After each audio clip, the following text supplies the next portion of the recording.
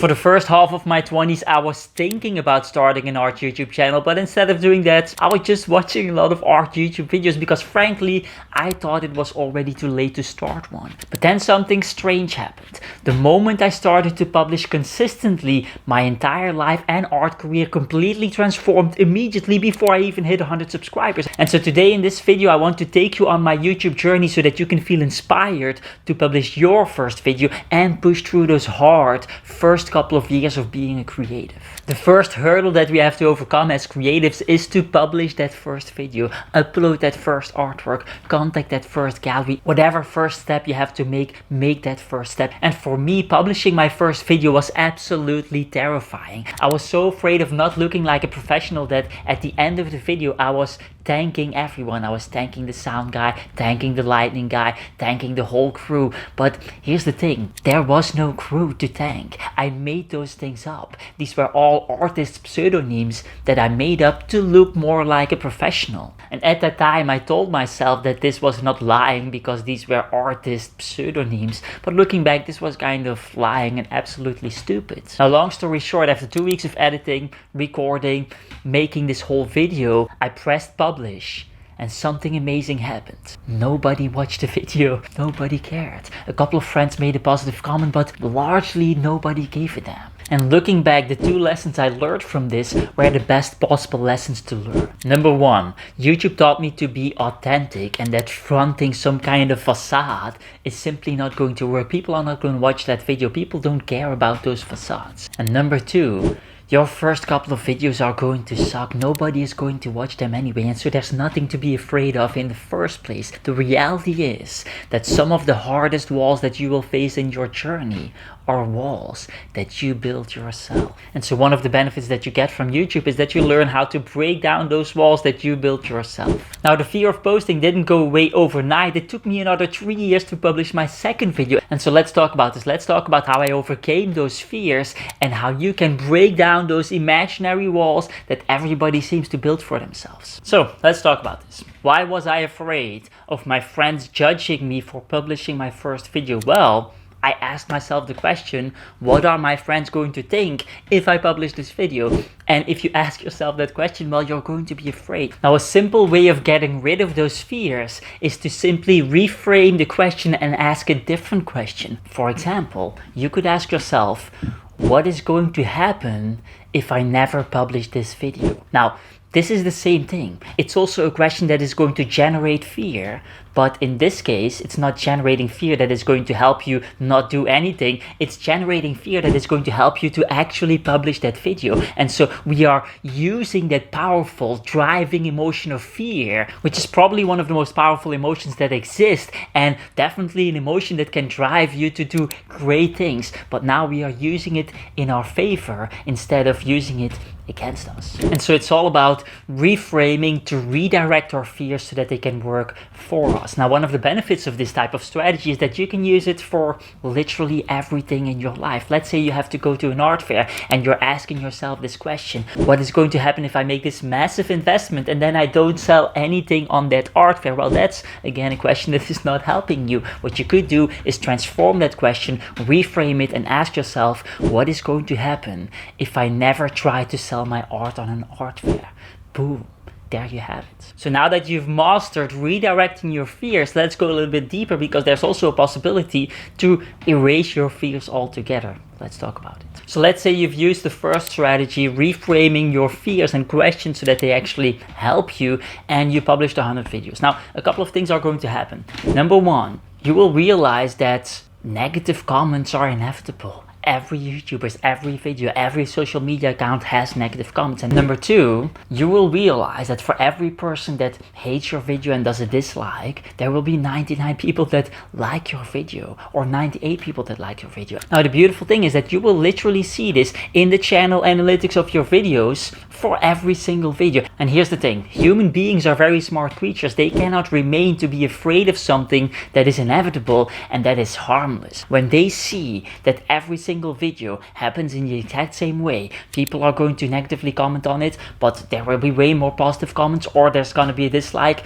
but there's gonna be 99 likes, then they will simply not remain to be afraid of that. And so by doing the thing, making YouTube videos, your fear will inevitably just evaporate. Now this is something that's hard to believe as a beginner, but I can promise you that after 100 videos you will not be afraid of dislikes anymore. You will not be afraid of negative comments anymore. That's just not gonna be a thing. And the beautiful thing is that this will already happen at the 300 subscriber mark. You don't need a lot of subscribers, you just have to make videos, and then these lessons come inevitably. Another obstacle that is preventing us from publishing videos is thinking that we're not good enough. Simply thinking that we don't have the skill to start a channel around our passion. And reality is that you don't have to be the best in the world. You don't even have to be extremely good at whatever channel that you want to create. You just have to be slightly better than the people that you help. If I look at my own channel, I can see a lot of people that would be way better at this channel than I am. Damien Hurst, for example, he knows way more about art business, sells artworks at much higher price points, and sells more artworks than I sell. And so,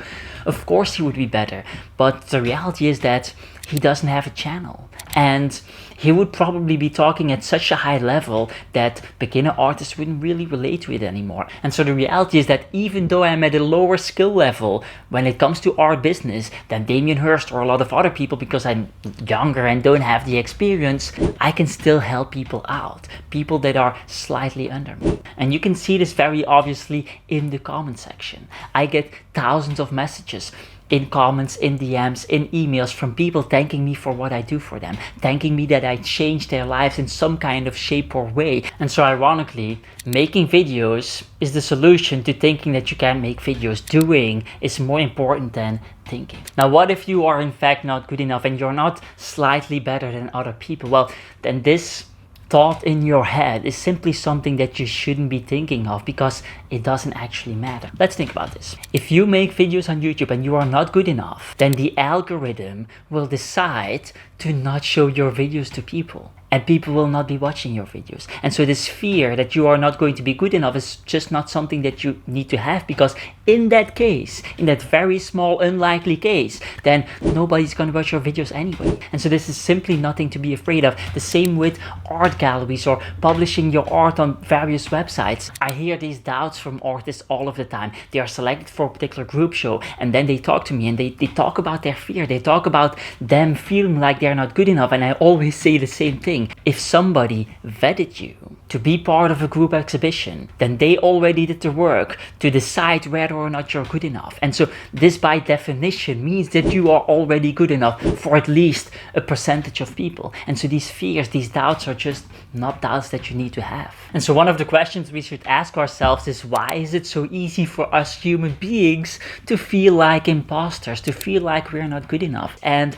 I do believe that it has everything to do with you comparing yourself to others. Now here's the thing, others on social media are showing their highlight reels. They're showing the best moments of themselves. I'm recording this video and I'm only showing you the end result. And so if you are going to compare your behind the scenes with somebody else's highlight reel, of course you're going to feel like an imposter every single day of the week. And so let me show you the behind the scenes so that you can for once compare your behind the scenes with somebody else's behind the scenes. As you can see, when I'm recording videos, I'm stumbling over my words all of the time. I'm doing breathing exercises prior to recording to bring myself in some kind of state of mind that is beneficial for the video. And then I'm just basically sometimes staring into the video, sitting alone here, doing it's very awkward to some extent, and you don't really get to see that. Just by watching the behind the scenes,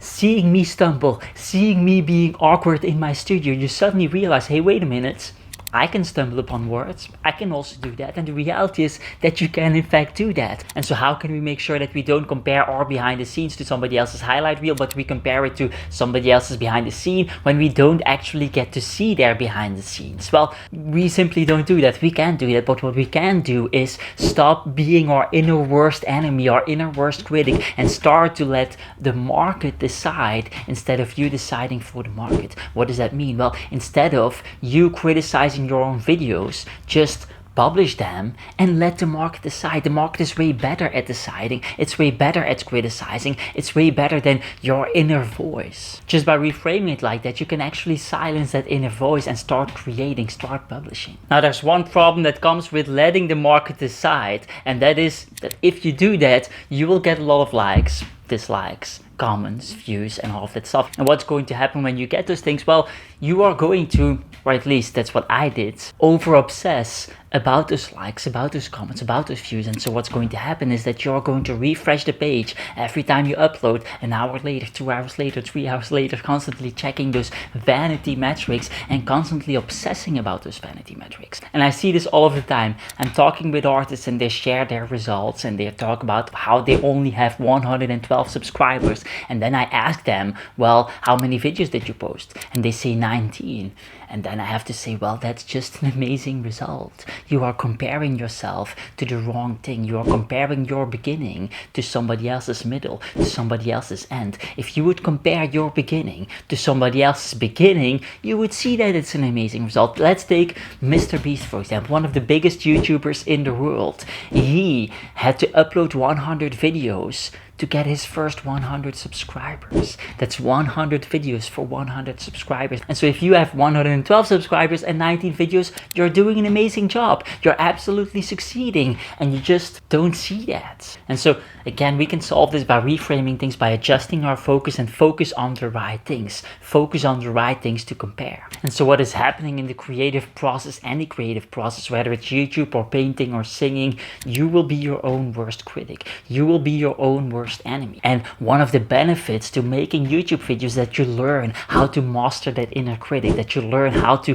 not be your own worst enemy anymore. What I want you to realize, and this is probably the most important part of this video, is that nobody has ever failed by publishing their first YouTube video, because there is simply no way to fail on YouTube. Let's think about this. Let's take the worst case scenario. You upload 100 videos in 2 years and you only have 300 subscribers. Well, in that case, you still improved your communication skills, your editing skills, your copywriting skills. And what does that mean? What does it mean to improve your communication skills? Well, it means that you will improve every aspect of your life.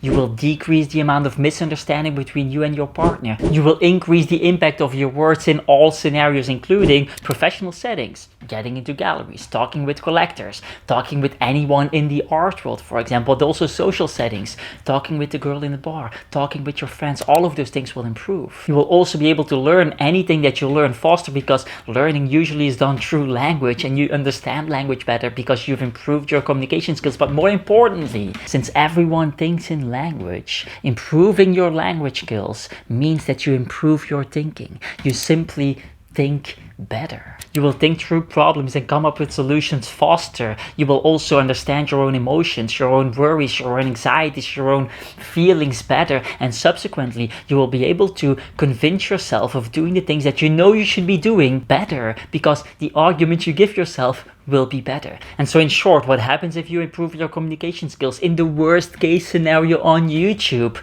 you will transform your entire life. And we are not even talking about the best case scenario yet. Normally at this part of the video I ask people to watch another video, but this time I want to ask you something else. Something that is going to benefit me greatly, and I hope it's not going to be too greedy. Here's what I want you to do.